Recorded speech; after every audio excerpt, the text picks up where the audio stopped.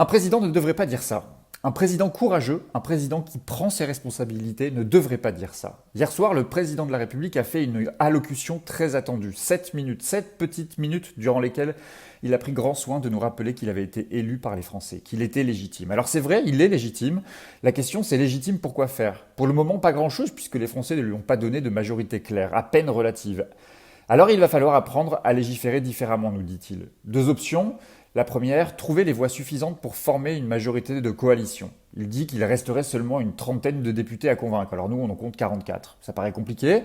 Seconde option, former des majorités au cas par cas, texte par texte, un coup à gauche, un coup à droite. Ça paraît improbable et ça signifierait surtout l'absence de cap. Enfin, la méthode, écoute, dialogue, respect, exigence, a-t-il dit. On prendra ces mots pour une forme de mea culpa qui n'arrivera pas. Tout comme n'arrivera jamais d'ailleurs le nom de sa première ministre. Macron reste maître en son royaume et c'est lui qui manœuvre. Une manœuvre aux allures professorales.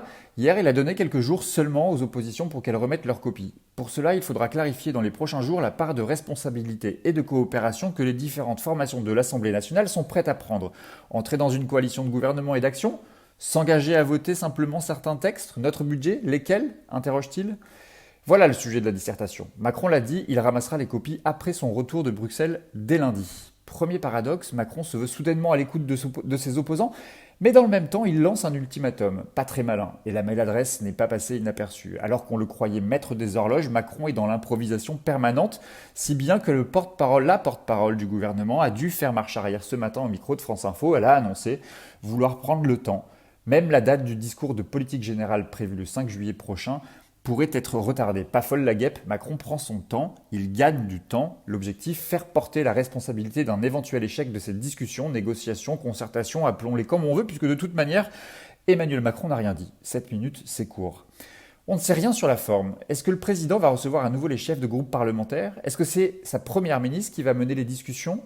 D'ailleurs, sera-t-elle encore à Matignon? Quelles sont les marges de manœuvre qui pourraient aboutir à des compromis? Est-il prêt à augmenter les minima sociaux, les salaires, le SMIC, bloquer les prix de produits de première nécessité, renoncer à la réforme des retraites, celle de l'assurance chômage?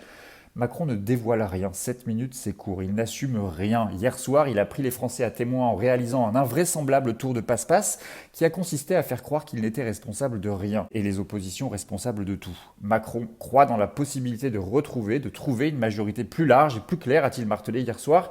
Et il en appelle au dépassement politique. Le en même temps est mort après que les Français ont imposé une proportionnelle à l'Assemblée nationale, mais il persiste et signe. Emmanuel Macron joue la méthode Duss, celle du célèbre personnage des Bronzés font du ski, Jean-Claude Duss joué par Michel Blanc, et qui ne peut pas vraiment miser sur son physique pour conclure. C'est ce que nous a fait Macron hier soir. On ne sait jamais, sur un malentendu, ça peut marcher. Ce à quoi on serait presque tenté d'ajouter « Oublie que t'as aucune chance, vas-y, fonce ».